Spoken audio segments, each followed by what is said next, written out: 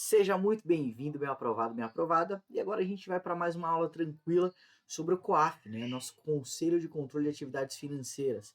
É bem tranquilo, bem leve essa aula aqui, é só para você entender o que é o COAF, o que ele faz, tá? O COAF, ele é o órgão máximo no sistema de combate à lavagem de dinheiro, tá? E ele está vinculado ao Banco Central do Brasil, tá? Então ele tem a finalidade de disciplinar, aplicar penas administrativas, receber e examinar identificar, né, ocorrências suspeitas de lavagem de dinheiro, né, de atividades ilícitas, né, previstas na lei, tá bom? Então, o que acontece? Além disso, o COAF, né, com outras autoridades, que é o Bacen, a CVM, a Polícia Federal, a Receita Federal e a Controladoria Geral da União e o Ministério Público cumprem um importante papel na combate à lavagem de dinheiro. Ou seja, essa galerinha toda aqui, ó, tá? Toda está dedicada a impedir que haja toda a lavagem de dinheiro, né, dentro do nosso país, tá? Basicamente é isso, não tem muito segredo. Aí vamos lá. Quais são as competências, né? Ó, o COAF, ele é o órgão fiscalizador. Ele vai fiscalizar as operações, ele vai regular os assuntos, né, relacionados à prevenção de lavagem de dinheiro e ao financiamento ao terrorismo, tá? Dos setores obrigados, né? Porque tem alguns setores que são específicos, né? Que são mais fáceis da gente ver ocorrer ali uma lavagem de dinheiro, algo que possa financiar o terrorismo. Quais são esses setores? É o setor de joias, pedras e metais preciosos, tá?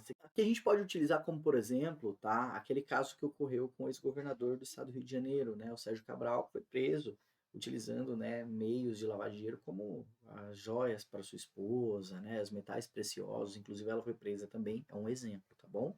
Ó, nós temos a parte de factory, né, que faz basicamente aquisição de direitos creditórios, né, faz um financiamento ali para receber a prazo, cobrando juros ou prestando serviço, tá bom? E não tem uma entidade reguladora. Nós temos os bens de luxo e alto valor, pode ser carro, pode ser iate, pode ser, entendeu? Pode ser casa de alto padrão, entre outros setores que não tem um regulador próprio, tá?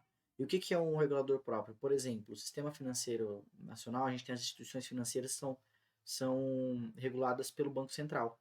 Então, esses setores aqui, eles não têm um regulador próprio, como, por exemplo, o Banco Central faz com as instituições financeiras, tá? Então, o COAF, ele vai regular e fiscalizar esses segmentos aí, tá bom? Vamos lá. Aí da comunicação, aqui é importante, tá, galera? O que acontece, ó? As instituições devem comunicar ao COAF das operações de depósito ou aporte em espécie ou saque em espécie no valor igual ou superior a 50 mil, tá? 50 mil reais. A solicitação de provisionamento de saque em espécie de valor igual ou superior a 50 mil reais. O que é o provisionamento? Suponhamos que eu sou o cliente, vou lá no Banco do Bradesco e eu preciso sacar 50 mil reais, tá? Ou um valor superior a isso, 100 mil reais em espécie. Eu tenho que provisionar para a instituição estar preparada para quando eu for fazer o saque, eles ter aquele valor no cofre para poder me passar. Então, geralmente eu tenho que avisar com um dia de antecedência, tá? Para a instituição, e a instituição vai provisionar, já vai separar esse recurso para que eu faça essa operação. Isso é um provisionamento de saque, tá bom? Então, a comunicação deve ser mencionada, deve ser realizada em até um dia útil seguinte ao da ocorrência da operação ou do provisionamento, tá? A comunicação é feita através do SIS-COAF, que é o Sistema de Controle de Atividades Financeiras. É um sisteminha que a gente utiliza para poder estar comunicando, tá? E só deixar aqui uma coisinha aberta. Isso aqui são valores que devem ser comunicados ao COAF, tá? Existe na prova, pode cair para vocês, tá? Qual é o valor de depósito em espécie que deve ser comunicado ao Bacen, tá? A partir de 10 mil reais, tá? Em espécie, deve ser comunicado ao Bacen, tá? Aquela operação para que verifique se tem indícios ou não, né, de lavagem de dinheiro. O que acontece? O criminoso pode chegar lá e falar assim, poxa, eu vou fazer depósito de 9.999 reais, tá? O que é isso aqui? Ele está tentando dificultar o rastreio para não chegar nos 10 mil reais, certo? E ser comunicado ao Bacen. Só que é óbvio, fica muito na cara, tá? De que ele está tentando dificultar esse rastreio aí. E vai ser comunicado. Mas é a partir de 10 mil reais de depósito, tá? Depósito em espécie tem que ser comunicado ao Bacen, tá bom? Só para não confundir. Aqui a gente está falando de saque ou depósito, né?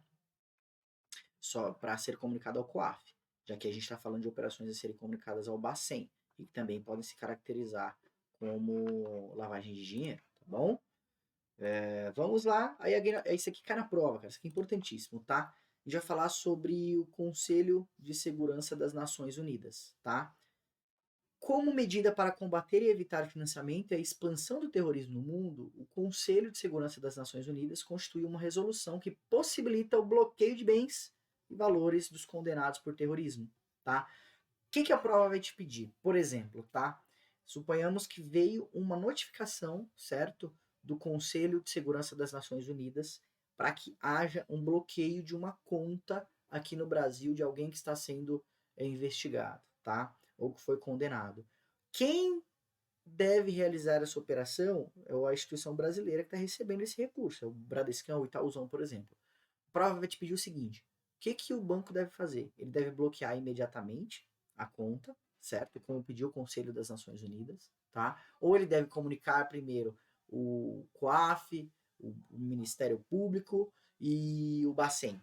Então, galera, chegou a ordem do Conselho das Nações Unidas, tá? Tem que bloquear. É isso. Acabou. Não precisa. Aí bloqueia de imediato e depois comunica as instituições. Por quê? Dentro, tá? Do acordo que existe com o Conselho das Nações Unidas, ele é o órgão máximo. Se ele mandou bloquear é porque já tem alguma coisa muito bem evoluída ali, tá? Então isso pode cair na prova. Presta atenção.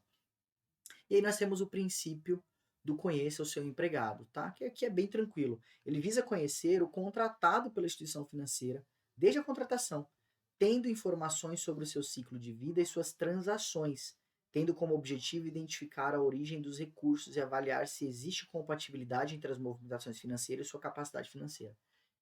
A instituição ela é obrigada a conhecer o funcionário que tem, tá? Para ver se não tem discrepância entre o que ele ganha e o que ele movimenta de fato, tá bom? Porque pode sim ser um facilitador de lavagem de dinheiro, beleza? Então, sobre COAF, Conselho das Nações Unidas, né, de Segurança, é isso. A gente não tem muito segredo e é bem tranquilo para a prova, beleza?